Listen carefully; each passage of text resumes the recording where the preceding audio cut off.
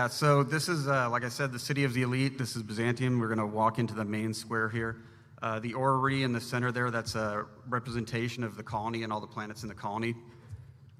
But as you walk around, as we walk around and look at stuff, you'll notice that on some of the walls there's holes and cracks and grime. From a distance, it looks perfect, but even Byzantium is starting to show some wear and tear. You can see the facade. Basically, all of this is just built on facades of prepackaged or pre-made, prefabricated housing. But Leonard, it's kind of awkward to walk around with our gun out, right? Oh yes, put that gun away, Charlie. And you have people with you, right? Yes, I do. All right, let's look at our companions. There's Felix, who you might have seen before. And there's Nyoka, a big game miner from the Forbidden Planet Monarch. So we're going to walk around here, and Charlie's going to check out some of the architectural details and show how it's not everything that it's cracked up to be. This place has been quarantined because of sprats. Over on this other side here, I believe there's a wall where you can see the pipes and the guts of the building through cracks in the walls. And of course, everywhere you look, there are ads for products you can buy and find around the colony. This particular colony had 10 different companies found it, so you are exposed to advertisement at all times. So what we're going to do is we're going to actually show you part of a little quest here. Megan's going to walk us through it. We've already got the basic beginning of the quest, so she's going to walk us through it from there. Take it away there, Megan. So we're headed to Odeon Pictures, which is one of the film studios that makes all the propaganda movies in the game, which you can see one of the posters there. And one of the directors, Maverick, saw you on the street, and he thinks that you have what it takes to be the next big star for his company. So he really wants you to go in and audition for one of the propaganda movies. So the receptionist can greet you when you come inside. Oh, did you guys want to talk about the poster? Oh, we're going to say something about Titus Andronicus poster. Titus Androidicus? Androidicus poster. I just... Featuring Burbage 2000 and 3000. I just love our movie posters, and obviously we have a lot of Futurama fans on our staff. Yeah. But mostly Tim. No, it's a great show. Yeah, so we're going to head upstairs to the audition. And we're going to turn that down slightly.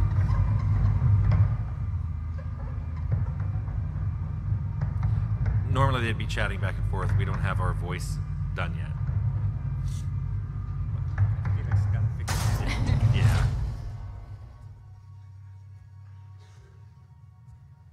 So we just use the intercom to let them know we're here. And they say, great, come on in. So they just want to let us know that they're going to be using live weapons in the audition for optimal product placement and to add a little bit of realism to it. So. And that sounds good to me. I can work with that. Yep.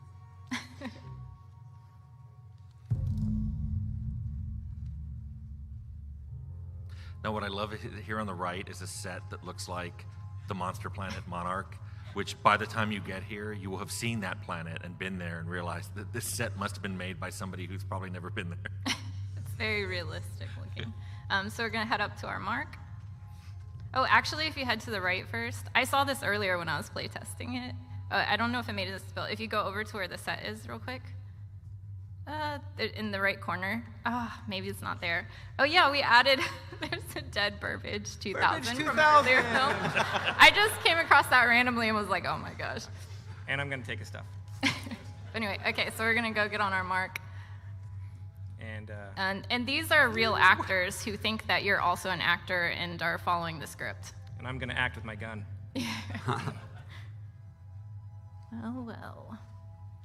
So you're playing the part of an evil captain. Well, actually, no, you're the good guy. You're stopping them from trying to steal all the supplies from the town.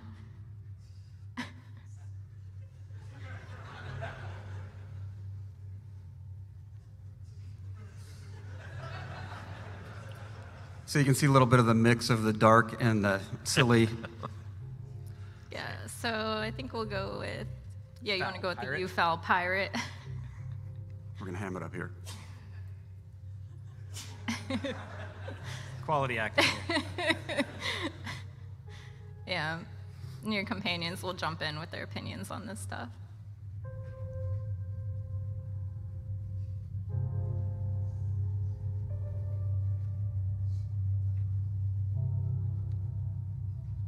I think we should remain stoically silent.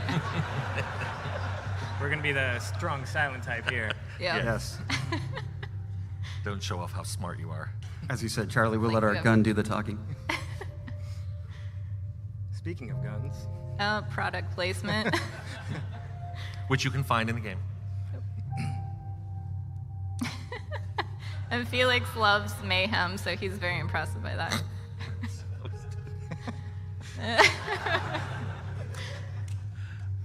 so a little bit of humor in this game. Yeah, I still laugh at the humor every time I play. You should read the flavor text on every object. Exude wordless fury. Yuri.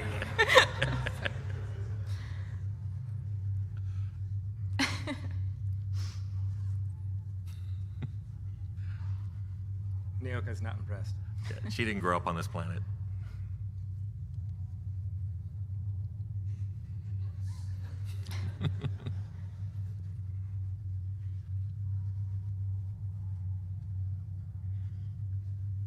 All right, let's get to the good stuff. I think it's time, Charlie. All right. So you could play out the quest. Oh wait, go. Oh, make your eye twitch. Oh yeah, I'm gonna. Yeah, make your eye twitch first. Wait. Can't miss that. Speechless.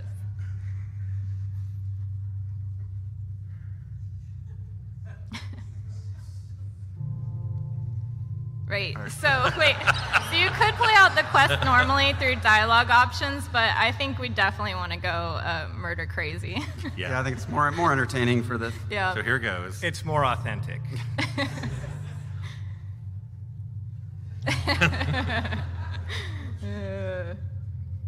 Safety saw.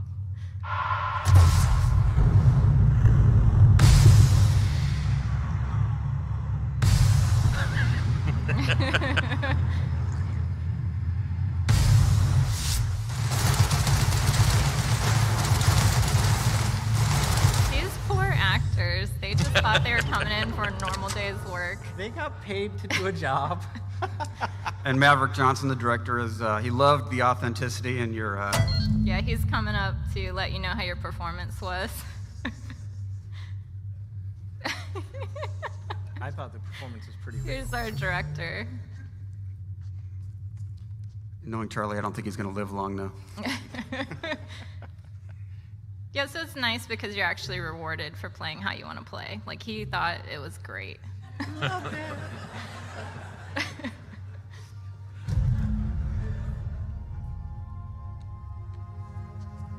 And, I think we should kill him too. I'm just saying.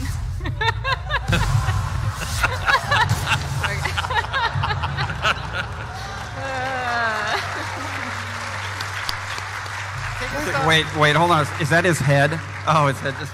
Yeah. It vaporized. and we take all of his stuff because that's what we do. All right, so now we're gonna have some fun outside and show these people what we really think of their elite town. Now, during the game, if you're on a regular playthrough, you're unlikely to be fighting in this town. Although you can kill everybody and anybody if you want. But we just thought it'd be fun to show you what it would like if combat actually took place in this beautiful city. But let's be sneaky about it. Let's put our gun away. Yeah. Yeah, so no one will suspect anything.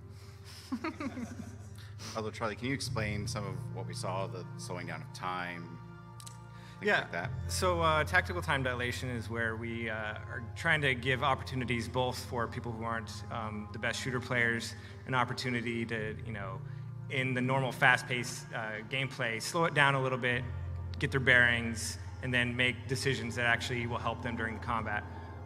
We have location-based hits where shooting them in different spots will actually inflict certain status effects, giving you bonuses. So as things get extraordinarily difficult, it is a pretty handy tool to have. Nice gun. I might take that later.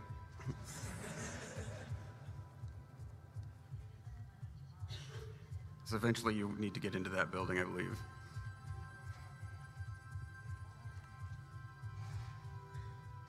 Now you want to dress the companions appropriately? No, Oh, that's right. This is a restricted area where we don't have access, but I'm gonna just try walking in and see what happens. Oop. It's off limits, so they don't want me there. I'm just gonna ask some questions. It's cool.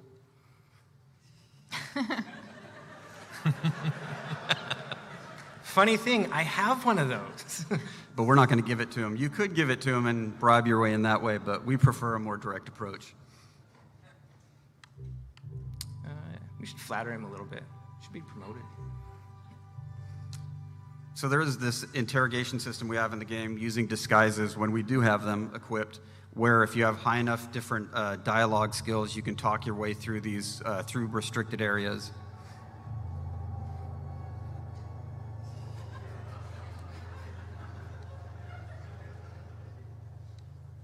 So here's where you actually could give him a grenade launcher. Because he really wants one. But let's not do that. We need to equip Felix correctly. I think he's under armored. All right, let's go in here real quick. And Oop. I'm gonna put the pink briefcase on his head. He even has a temporary icon. That's how. Now we're ready to start fighting. That Oh helmet. my god. Oh, Felix. That helmet is available for sale in the game at your nearest Spacer's Choice vendor. And we should get stuff started with a bang. Let's That's go. right. Let's do it. Or do kick it, to the Felix. face. All right, Felix, have fun.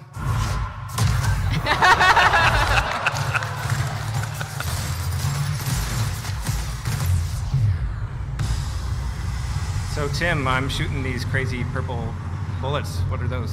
Yes, this is a plasma rifle that's been modified to shoot something called N-rays, which, when they hit living people, they make them glow and do N-ray damage to themselves and people around them.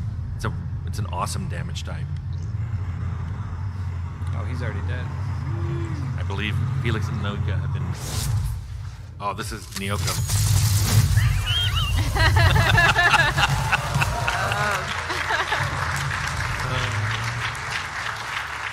It cuts off a little bit now, but before she does that, she takes a swig off of her flask, so it really defines her character well. She's good to have in a pinch. Now we're gonna hit things, because hitting Yes. things is fun. Yes. And this is using the corrosion. So this is our Inferno side that you might have seen from our earlier trailers, but this is actually modified to do corrosion damage. And corrosion damage is good for heavy armored things. These mods are also available for purchase at nearby weapons vendors. At fine retailers everywhere. But yeah, I'm gonna, don't mind me. Oh, and civilians, yeah, it's okay. Aw, poor top hat person. We could.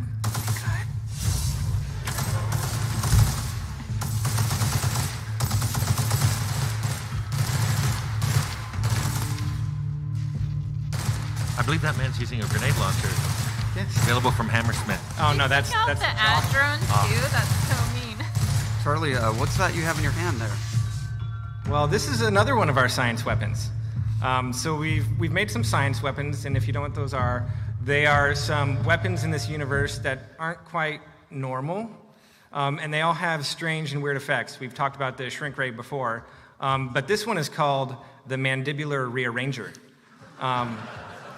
So if you're guessing what that does, it rearranges mandibulars.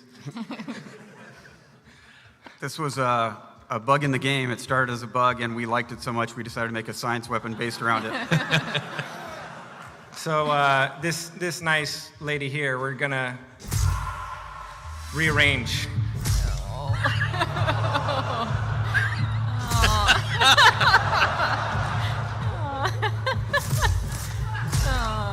So compared to other melee weapons, this one doesn't deal as much damage, but it actually will slow people down, and if you hit them multiple times, it will freeze them.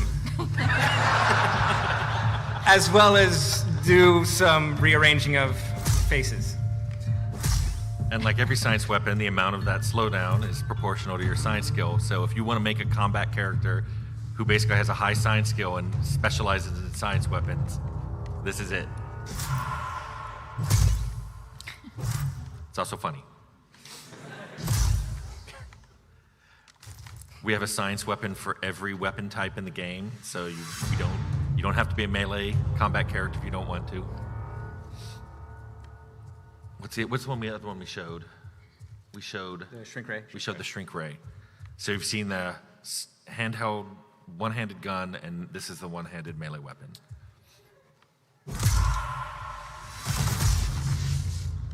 Thanks for your stuff.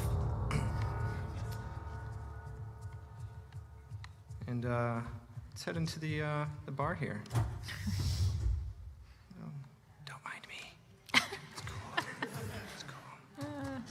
I love the chef bots. They're so cute. Hey! That looks safe.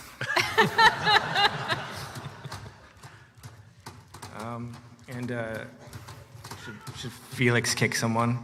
Yes. All right.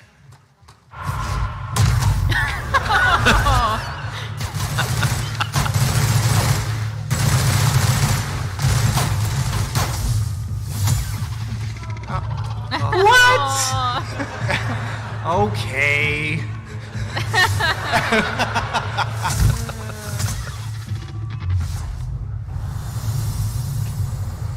And I'll take your stuff in slow motion. Oh, and they corrode. Ugh. So gross. All right.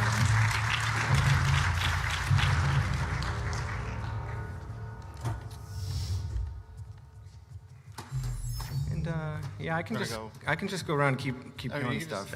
we'll kick one more person, and then actually, Yeah.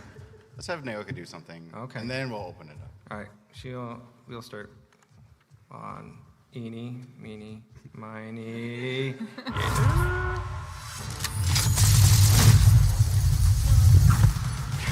Oh, this is overkill.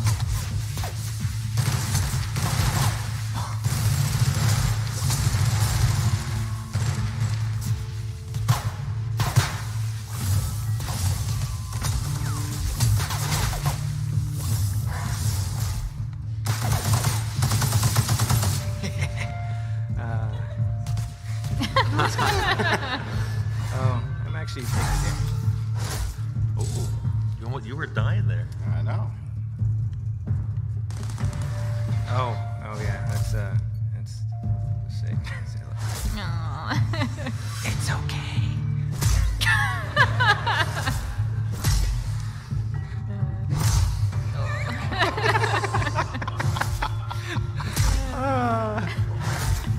Games are supposed to be fun. Okay. That's why we- Charlie's going to do this all day if we let him. We Yeah, should probably that's open it up for definitely some, a good place to some stop. questions. A flaw. What did you get? I don't know. I can't read from here. Xenophobia. What does it Too many say? canids. Oh, because they had a pet canid, and it was gnawing at my ankles.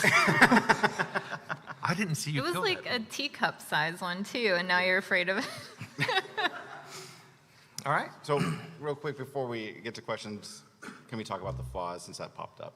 Yeah, what must have happened there is Charlie was getting chewed on by a teacup canid while he was fighting everybody else, and it pushed him over a threshold, because this is a save game. This occurs in about the middle of the game. So the game is monitoring everything you're doing and keeping track of how much damage you take from different things, and how much time you've gotten hurt, or taken falling damage or anything like that. So occasionally and it really depends on your playthrough, it'll just offer you this flaw. And if he had taken that, he would have taken more damage from any canid that attacked him because he's terrified of canids, but he would take more, he would be able to pick another perk immediately. It's completely optional. You can ignore the whole system if you want, but personally I like the idea of a flawed hero. And we also increased the number of flaws you can take based off of the difficulty level, so that on the hardest difficulties, it is you're more of a flawed and interesting character. Yes. But it should be a pretty fun thing to increase the difficulty for people. Well, cool. Thank you for showing off the game, guys.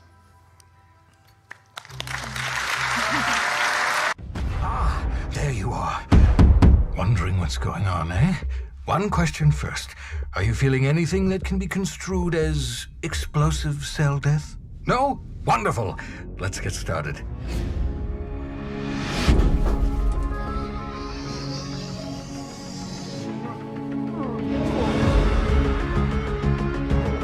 Welcome to the edge of the galaxy, the frontier of space. Well, at least it was until the corporations bought it, branded it, and started selling it at ludicrously inflated prices. And the rest of your fellow settlers? Abandoned on the edge of the colony. I'd save them myself, but the board's got a bounty on my head. So, that's why I thought you out. You appear capable. Look, I get it. Taking on the corporation has left us with two choices, bad and worse. But you have to choose. And you have to choose now. You know you didn't have to shoot either one, right? But it's fine, I guess. You just keep being you.